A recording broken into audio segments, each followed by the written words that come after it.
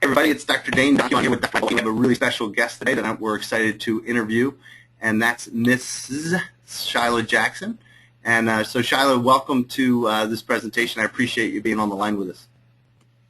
Thank you. Thank you. So Shyla, just to maybe get started here, you work, and we've been working together for the past several years, and you work for our school district here, the school district that our practice is located, called Council Rock. And Council Rock, I don't know how many school districts there are specifically in the state of Pennsylvania. Maybe you do, but I know that Council Rock is an extremely large district. So maybe you can explain your position, what you do for the district. Sure. I'm staff development facilitator, and we have approximately 1,000 teachers plus support staff. And basically my job is to bring opportunities for learning to our teachers. We have a 3-year program for new teachers that's called induction, so that's a big part of my position. And we also have district-wide and service programs for teachers and also support staff to choose from throughout the school year. On top of these programs that we run or facilitate or organize, we also do a lot of classroom coaching to help support our teachers as well. And how long have you been with the district, Shyla? I've been with Council Rock approximately 12 years. Awesome. In this position. So we've been working together. I really don't know how long it's been that we've been doing the in-service. I would say maybe 3 or 4 years. I think we're coming up on our 4th year. Yeah. Oh, that's awesome. And maybe you can talk a little bit about how we developed a relationship. I know, one of my major concerns is being a practicing chiropractor in the school district was really the state of our children's health. I know specifically, statistics show that, childhood obesity rates are just going through the roof, but I would also say that bleeds into a child's ability to learn because of the way their brain and their overall health is. And maybe you can talk a little bit about what you've seen in terms of student learning and more special needs and maybe linked towards childhood health behaviors. Sure. Sure. Well, I mean, a few years ago, like you said, we decided, we spoke, and thankfully we had met. I had come into your practice, and you had offered to do a support staff program on one of our in-service days. So, which was wonderful, and you did that on health in the school district with support staff, because obviously it has to start. It has to start somewhere, and so we need our staff to be healthy in order to help to promote staff or health among our students as well. So, and even with our support staff and our teachers, it's really important to have healthy people because they're just going to be more productive. So you came in and you spoke, and we had that first session was about 50 people that came, and it was a wonderful presentation. And you spoke to you and your staff about how habits can affect work productivity, and you even tested everyone's hydration level. And I think looking back on that, I think that we had about 50% of our support staff that were in that were dehydrated. So it was a great thing that you came in, and hopefully they're all a lot healthier because of it. And then that went so well that we decided to expand it, and we got such great feedback on it. So we expanded that, and we've offered it every year to support staff, and we also offered it to our teachers as well on our in-service days. And it fills, every year we've done it, it's filled. We do it in a room, so we have a max of 50 people in that particular room. So it does fill. So it's been great, and I think it's really important for teachers to understand healthy habits for themselves and for their students. And teachers can help to encourage their students to make sure that they eat breakfast, that they bring healthy snacks to school, that they drink their water. Because, we see it all the time. Students come in and, they're exhausted in the morning because they didn't even eat a healthy breakfast. They haven't eaten anything. Or, you'll see it like after they crash because they've just eaten junk and then they crash. And, it's difficult to learn if you're really not feeling well. And the brain, as you know, it works far better when you're fueling your body appropriately. Sure.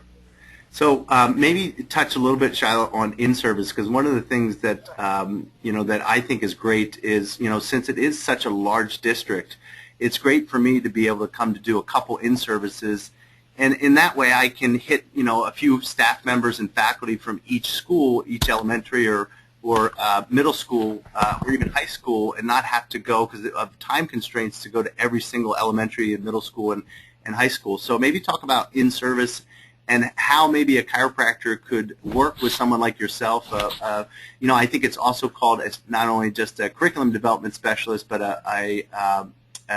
what's the other term? A faculty development specialist.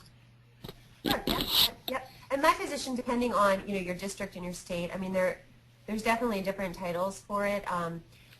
So it's important to kind of touch base with either someone who's staff development, curriculum development, and see if develop a relationship there. And we call them in-service days. They're basically teacher training days, and we have a few of them set aside throughout the school year. And there's 2 days in particular that are used as district-wide in-service days. And one of those is for support staff, and one of those is for teachers, so professional staff. And the way that our school district does it is we actually offer a multitude of programs that are run throughout the day, and we call it Deep Smarts, learning from each other. And most of the time, we have teachers that run these in-service programs, with the exception of, a few like specialty programs like what we've done with your practice. And that enables teachers to, choose where they would like to go and what their learning will look like. So it gives them a choice in their learning, and it also gives people the opportunity not to take the same things each year. So the nice thing about your program is that each year you do change it, and your focus is a little bit different each year. So that does enable people to be able to, take your program more than once a year. So that we do. During in-service days where students are not in the building. So students have the day off, teachers are still in, and we run the workshops during the day. I know that some districts have their in-service programs that are run after school, and they maybe have a couple hours each month after school where they offer programs as well. So it would fit nicely there as well. Awesome. Brad, do you want to jump in here? No, I think it's pretty similar to like the California schools. They'll do in-service days a couple times a year. A lot of times I know like the big one seems to be right before school starts, so before the kids are in the classrooms. Is that pretty consistent for you as well, Shalyn? Yes, well we actually have 3 days before the school starts. Typically those days are focused on curriculum and getting classrooms ready and building in-service days. So, I mean, as far as my position, I have to stay away from the days that are designated building, because that's really like the administrators, work with their staff on building-related things. So those are difficult days for me to run programs on those days.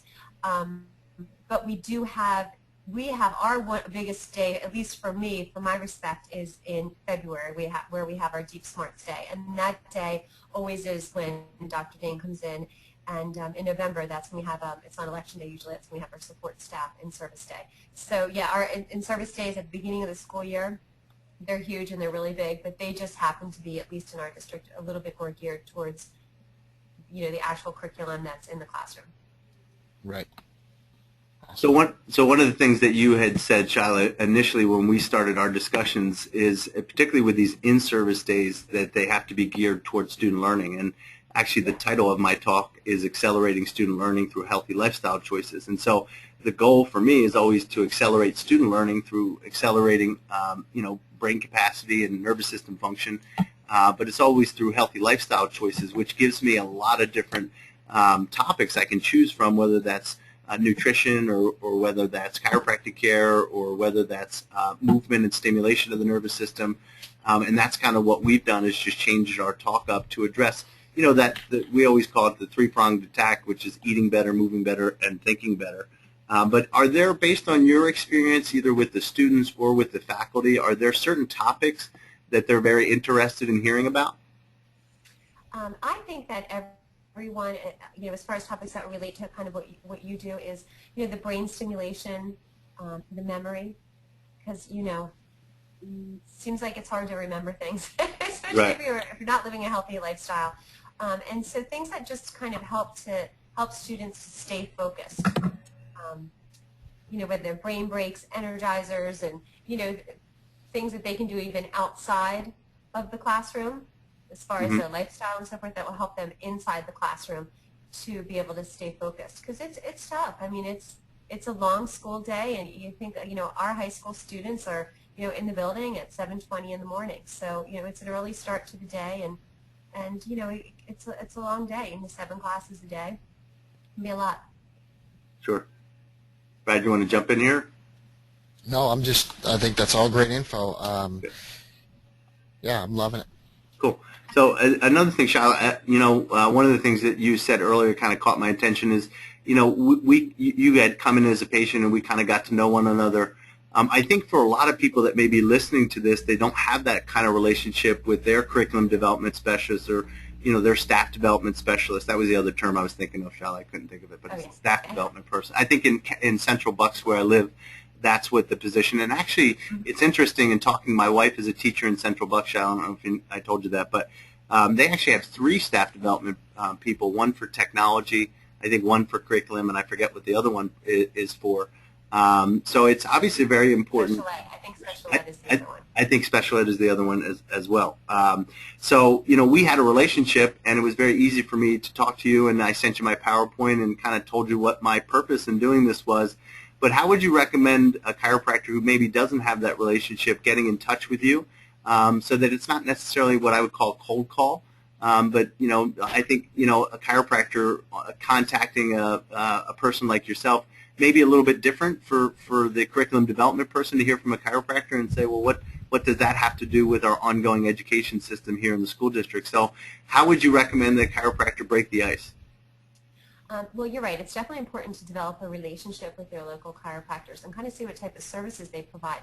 I mean, I'll admit, before I was working with you, it never occurred to me that a chiropractor did everything that you do. I mean, I was definitely of the mindset, the old school mindset of chiropractor. My husband's grandfather was a chiropractor, and they did adjustments, and that's kind of what I thought. And then when I started working with you, I thought, oh my gosh, I mean, you do so much more than that.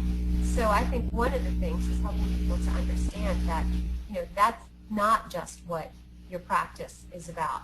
So I think that a chiropractor, if they reach out to the school district, and again, they need to touch base with either the staff developer or director of curriculum, someone who is responsible for helping to facilitate or develop programs within their district, and let them know about some of the programs that are available. And I think one of the things that really helped me, which we kind of ended up, we did it the lucky way, where I happened to be in your practice and I got to see everything, and then with conversations, we brought it over into the work world as well for me.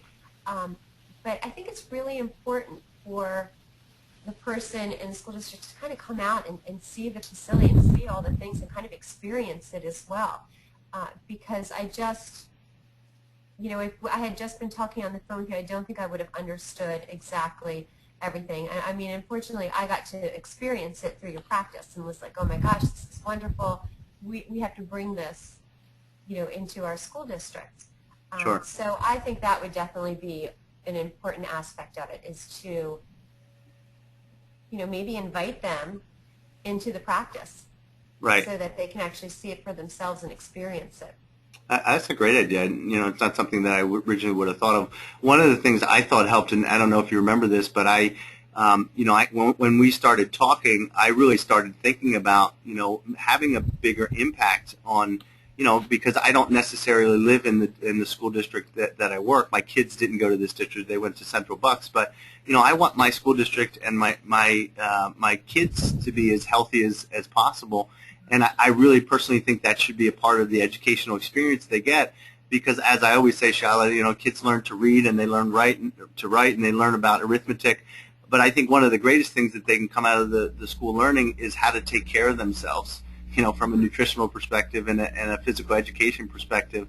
So I really believe that's an important part of their learning experience. So it was important for me to be able to create a program that really would help teachers to understand what is a human body, what does a child need to truly be healthy. And so I sent that PowerPoint to you after I developed it. And I don't know if you remember that, but I don't know if that helped at all for you to understand, this is the material that I really would love for the students and the faculty to know about. Absolutely. That absolutely helped. And when I saw that and we talked about it, I mean, I was like, done deal. I mean, I think I immediately went and got the approval, and we got it set up. So absolutely, that helps. But I think that also, like, I mean, I took the time and I looked through it, and I had some of the background knowledge of it as well, just from the time spent, in your office as well. So I think maybe like pairing the two things up would be, a great solution. And sometimes it's not possible. It's for a person to, come to the practice, but I'm a big fan of the face-to-face. And as you know, I mean, we've met face-to-face many times, and I think that, that's always a key to developing that relationship. Would it be comparable as far as being effective for you if someone came down to meet you at the school or your headquarters, wherever you work out of? Would that be comparable as well to meet them in person? Well, it would definitely. I mean, I don't know if it'd be comparable, but it would be good. Like that's better, I think, than just a phone conversation. But you have to have that initial phone conversation. So I think that's kind of where it needs to start. But I just know, for me, I just would not have. If a chiropractor had originally contacted me, I just didn't have the background knowledge that I would have kind of needed to truly understand like where we could take this and how this could be effective in the district. So Dr. Dane would have just had to do some extra talking there. So I would have had to fertilize the soil a lot more before I threw my seeds on it. Exactly. Exactly. Well, likewise, is there things that you would suggest? Because I'm sure, having the ear of the staff is a really important position, Shyla. So are there certain things, because I'm sure people approach you all the time, wanting to present, are there certain things that are a no-no that, people shouldn't do when contacting a person like yourself? I mean, I think that I think that one of the most important things is to be prepared. And I think, being prepared, being like something like even, watching this webinar so you just have a little bit of a better understanding of what's to be expected. So, just to do their homework a little bit and to, come prepared with, like you had already had a presentation together with exactly what it would look like. You had your vision in place. You had goals for what you wanted to do. So I think that that's an important aspect of it as well. I mean, I don't think that I would have taken it as seriously if it was just a, hey, I might be able to teach your people about health. Right. It's something very vague. So I think that being prepared and, definitely having some goals set forth would help. Awesome. So what would be pitfalls? Like, what would be things that, not that we're trying to in any way misrepresent to the school what we're doing, but at the same time, we deal with a lot of doctors. They're really intelligent. They have great knowledge of one particular area, but then sometimes socially that doesn't translate. So they will say and do things with the best of intentions, but the way it comes across, it's just like harsh on the ears, and it would be something that maybe would be a kind of a deal breaker. What would be some things that you would tell docs to maybe avoid or stay away from? Well, if socially they struggle a little bit, they may want to bring someone from their staff with them that is a little bit more personable and who maybe can like kind of handle the the sales pitch. I mean, Dr. Dane is lucky; he's got a number of people on his staff that are very, very friendly that come and help with the presentation as well. Not that he couldn't handle it himself. That's what I was picking up on. He wasn't really good at that. That's what I was hearing. He's socially a little off. However, I'm just kidding. Just made my call. Well, that's only because I wear my pants too high. I mean, yeah, a little bit. The tape is putting on the glasses. That doesn't help you either. But besides that, no, he's great. But if for some reason he wasn't, or if you had a doctor that that was definitely not something that they did very well, then I would just say that it's important to bring people with you that are comfortable getting up and speaking in front of people. Like basically you're teaching. I mean, you are getting up and you're teaching, you're facilitating, so you need to make sure that you're comfortable doing that. And if you're not, then have support people with you. Not everybody can be good at everything, so you have your people with you. So I think that would be an important part, maybe not just going solo. See who else in your practice might be a good fit for that. Good. Awesome. And from what I've heard in your discussion, and just kind of going back to what you asked, Dr. Brad, it seems like if the conversation is really geared towards giving and serving the students, as opposed to the chiropractor, like, hey, I want to come in and I just want to talk to your teachers about what I do in my practice, instead of, hey, I really I'm really concerned about what I see with children's nutrition and what I see in terms of their capacity to learn. So my personal recommendation, being that we did establish this relationship, was that I truly went in with the intention of wanting to talk to you about how I could, with my expertise, come in and teach the faculty and the staff how they could support the students better in terms of preparing them for their day, so that when they do come and they have a body in front of them, that they also have a brain and a nervous system that's ready to learn. And I was excited about it, and I was also surprised because it was really the first time that we had like a business, so to say, come in and do something like this.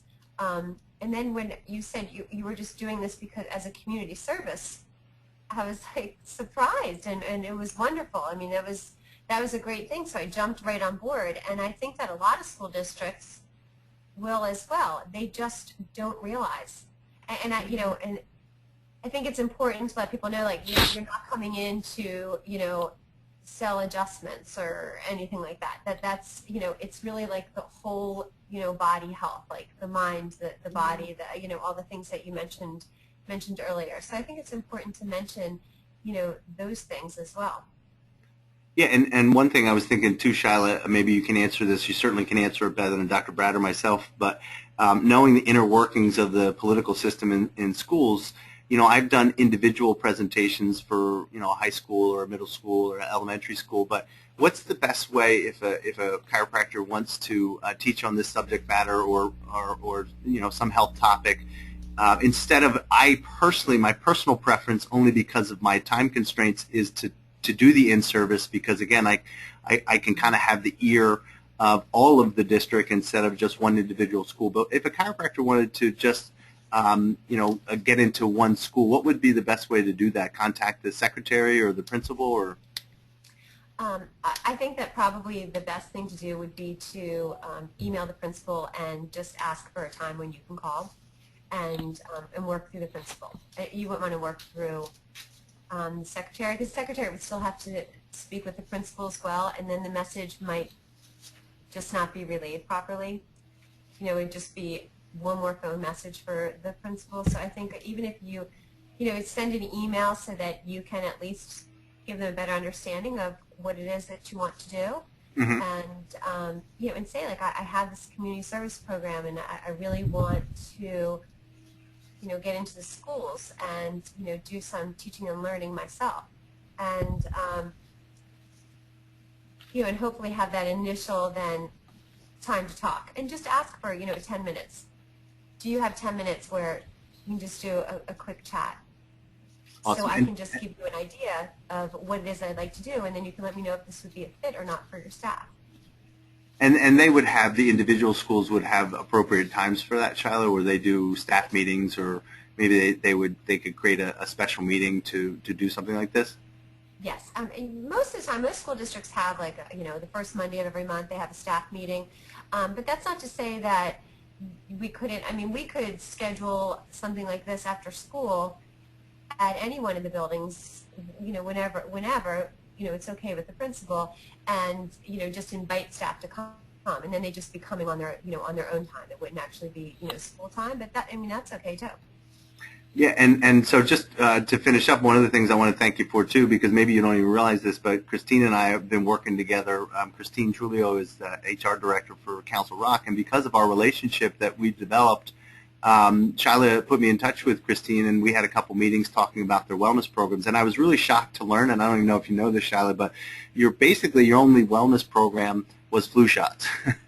Because we were talking about how could we get the teachers healthier, how could we get them more educated as to what their current level of health is, by doing wellness screenings and cholesterol checks and body composition, functional movement screens, things like that, posture checks, and there wasn't any of that for the school district. Sit up a little straighter right now. What's that? I'm going to sit up a little straighter right Oh, now. there you Posture go. check. But yeah, you're lucky your camera isn't on. So, but now we have a meeting next week, and I'm helping her to develop wellness programs, including these screenings for the district, which I'm really excited about because, again, the thought of having these other wellness programs, not just flu shots, which to me is not really a wellness program, it's a sickness prevention program. I'm really excited about. So I think the relationship has blossomed into something even bigger than I anticipated when we started.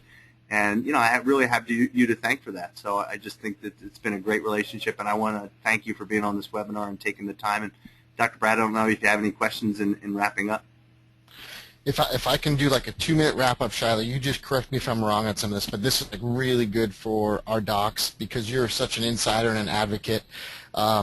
If they're going to speak at staff meetings, I mean, they could probably get 8 or 10 minutes at like a staff meeting to do an introduction to whatever else they would do in more detail. Is that right? Yes. Okay. Yes, they should And be then, able to. Most principals will give people that time too.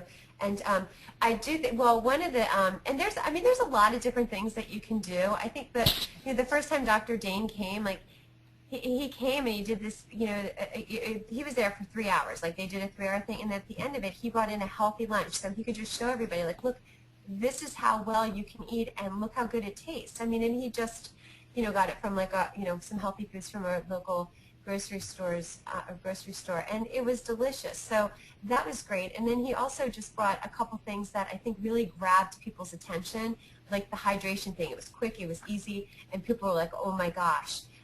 And so I think it became a lot more than just a community service type thing. I mean, he was there teaching, and people learned a lot. But the flip side of that is then some of those people were like, oh, you know what? I have some work to do, and I want to take this a little bit further.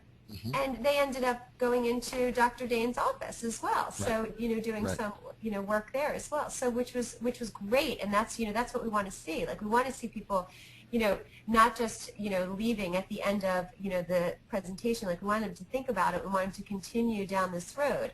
And I think it's wonderful that, hopefully they continue it and we'll stop it at the practice as well. Right. Yeah, and that's one of our big messages to the doctors is getting people from awareness to action. Mm-hmm. And that can happen one of two ways. It can happen in your office or it can happen out of the office. But if we're providing a good service, then we will educate them on things they can do themselves independent of your practice. But I just think being up there and being an expert is plenty enough that people say, you've built some rapport here, you are an expert, maybe I will follow up. But nonetheless, if you deliver what you should be delivering on, I think it's just kind of an organic byproduct of that. Absolutely. And then the other thing is the in-service, and this is one of the things we recommended, is catering part of the in-service, whether it's breakfast or lunch, providing a healthy meal, and just showing, leading with almost like an olive brand first, saying, hey, we're here to support you, and this meets our message. Do you say that's a good idea? I think it's a great idea. And one thing that, you have to remember is that teachers don't get the opportunity to eat. I mean, when right. we eat, it's a shovel food, and it's not an attractive thing. But, I mean, we're in classes, they're in classes all day, so there is no such thing as kind of, sit down and relax and have like a social lunch. Like in a lot of places, that's not possible. So the whole idea of being able to, sit down and have, and have like a nice sandwiches and a salad, and some drinks. I mean, it's a nice thing to do, and teachers do really appreciate it. And I think that one of the things too that happens there is that they have the opportunity to sit and they reflect and they talk about the workshop. It's just, human nature. They're going to talk about like, what they learned and, what they liked. And, teachers are very reflective, so they're certainly going to do that. And that's great because it's like just the next step. It's already having them continuing the conversation. So I like the idea. I really like the idea of, like Dr. Dane does, of kind of having it as like the culminating activity almost of, bringing in some wraps or salads and so forth, so that right. conversations will continue that way as well. Yeah, and that's just to that point, the other thing, Shiloh, that we do, and a lot of times you're running around to the other presentations, so you don't always see it, but we do interactive activities while we're doing that. Like I said, I speak for 3 hours for the in-service, so 3 hours can get pretty boring if you're not exciting to listen to. So, we do interactive activities, posture checks, have them do a functional movement screen where I bring up a participant and have them go through different functional movements so people can see what it looks like. So that really helps. We do a quiz every year and split the group up into 2 groups, which they love, and they compete against one another when we ask them questions about their health. So there's a really way to make this fun. It's a great idea. I mean, you have to, one of the goals as teachers every day is you want to make sure that you have 100% active participation in your class. It's really important. It's when you participate in the discussions and in the learning, you learn better and you'll remember things better as well. So it's fantastic that you do that, and that's why it's successful, and that's why our teachers like that. I mean, nobody wants to come in and sit and be lectured to. It's just not how people learn. And I mean, teachers like to talk. So it's great. You might as well get them out there and get them involved and get them playing some games to learn. It's great. It's great stuff. Awesome. So Brad, unless you have anything else, I'll wrap this up. No, that was so great. Thank you so much for doing that. I appreciate it. So everybody, I appreciate you being on this call. This is really one of those webinars, guys, you're going to want to go back and make sure that you're taking notes. And Charlotte, I just really appreciate you taking time out of your busy schedule to be with us today. Oh, I was happy to do it after everything that you do for our district. I'm happy to do this, so thank you. And I'm going to just pull my pants down so I don't wear them as high and take the tape off my glasses. Thank goodness. All right, everybody. Well, I'm going to wrap this up before it gets any deeper. All right. Yeah, sounds good. Thanks, everyone.